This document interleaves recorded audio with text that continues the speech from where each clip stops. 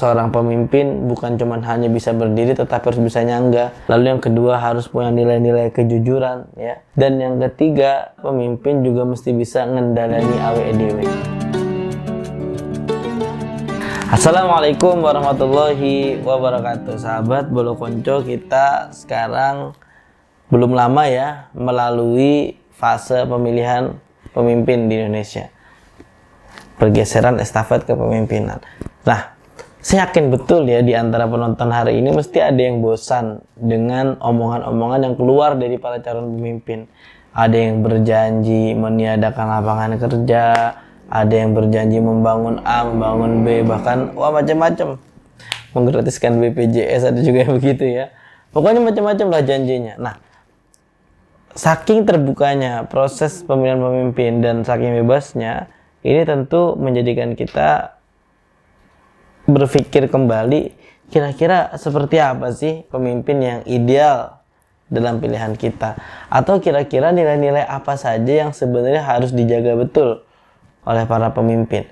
Nah, inilah 3 pitutur luhur Jawa yang akan memberikan filosofi tentang bagaimana kita seharusnya belajar menjadi pemimpin atau menjadikan daftar ini sebagai indikator kita dalam memilih pemimpin. Jadi yang pertama adalah dadi wong ojo mung iso ngadeg tapi kudu iso nyonggo. Nah, artinya itu jangan cuma bisa berdiri tapi masih bisa menyangga. Kalau dalam bahasa ML itu ngegendong ya, mesti bisa ngegendong tim, jangan cuma bisa main doang tapi kalau bisa ngegendong tim. Artinya apa? Jangan cuma bisa menjabat tapi tidak bisa bertanggung jawab. Kalau misalkan berani menjabat, maka berani bertanggung jawab. Apalagi al-wa'du dainun. Al-wa'du dainun. Jadi kalau misalkan janji itu ya seperti hutang, harus ditepati. Apalagi kepada rakyat. Nah, nyonggo di sini adalah kemampuan untuk bersifat amanah. Kalau dalam kajian tafsir yang bisa teman-teman cek ya, salah satunya adalah qawiyul amin. Sifat kuat dan dapat dipercaya itu adalah sifat ketangguhan. Jadi jangan cuma bisa berdiri, cuma bisa menerima jabatan, tetapi juga harus bisa ngegendong tadi, harus bisa ngegembol kewajiban dan melakukan sekaligus mendistribusikannya dengan sebaik mungkin. Nah, yang kedua ini juga gak kalah penting ya. Wong jujur luwih dhuwur tinimbang wong pinter. Orang jujur itu lebih mulia daripada orang yang pintar. Kenapa? Karena terkadang kepintaran atau keilmuan itu bisa menjadikan pemiliknya memiliki akal yang tidak lagi tulus, tetapi bulus. Dia pandai mengelabui, dia pandai bermain, dan dia pandai mencari situasi dan kondisi yang bisa menguntungkan dirinya sendiri.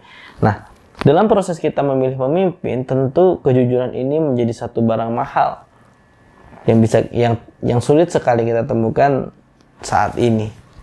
Kenapa ya? Nggak bisa dong mungkirin semua orang butuh duit dan semua orang senang duit.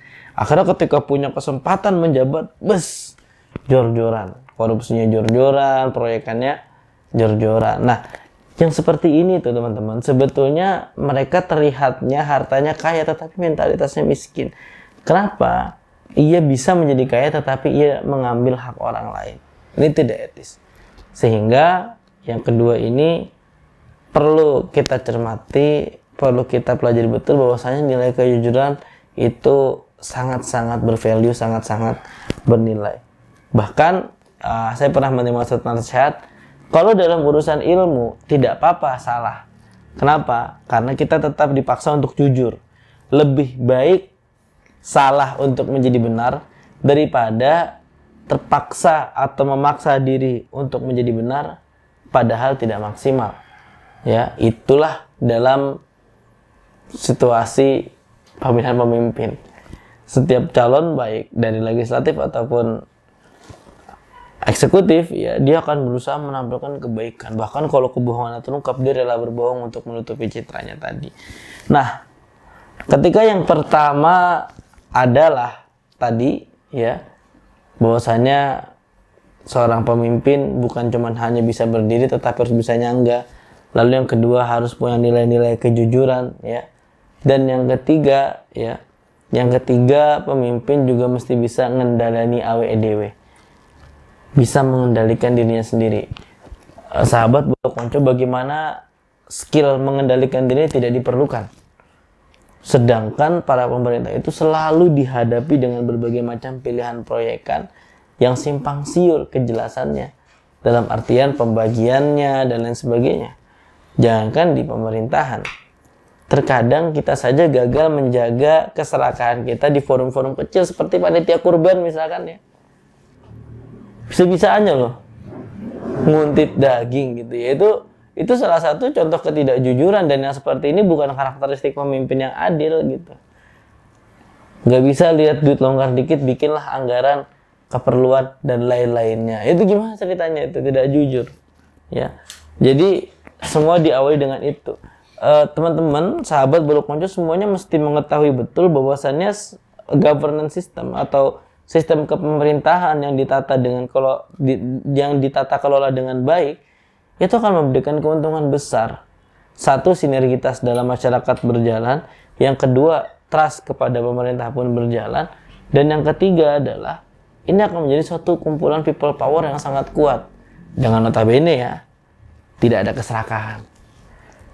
Pada nyatanya sekarang keserakahan betul-betul menyelimuti para pemimpin, para pejabat untuk memonopoli, untuk macam-macam. Sehingga filosofi Jawa sudah dari jauh hari mengikatkan, kira-kira kalau kamu ingin memilih pemimpin atau menjadi pemimpin, maka jangan lepas dari 3 aspek ini.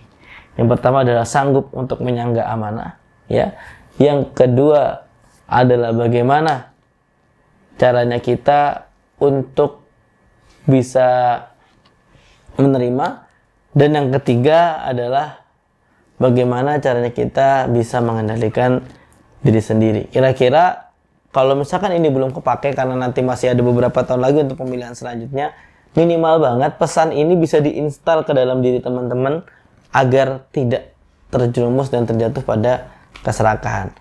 Ada satu pesan ya, kalau misalkan umaro yang meninggal atau pemerintah yang meninggal atau pimpinan yang meninggal, maka akan ada 1001 orang yang siap menggantikan. Bahkan belum turun atau belum meninggal aja udah pada ada yang rebutan, udah mulai kepengen gitu. Tapi kalau ulama ya, meninggal satu, muridnya pun yang sudah lama ngaji belum tentu bisa langsung menggantikan. Jadi jujurlah pada diri kita ya, jagalah sifat nilai-nilai kejujuran seperti itu dan nilai kebaikan agar kita juga bisa menjemput takdir yang terbaik ketika menghadap Allah Subhanahu wa taala. Yuk, teman-teman, kalau misalkan ada pengalaman, ada cerita yang terkait dengan 3 filosofi Jawa ini, silahkan di komen, silahkan sharing di sana dan berbagi cerita dan inspirasi bersama. Wassalamualaikum warahmatullahi wabarakatuh.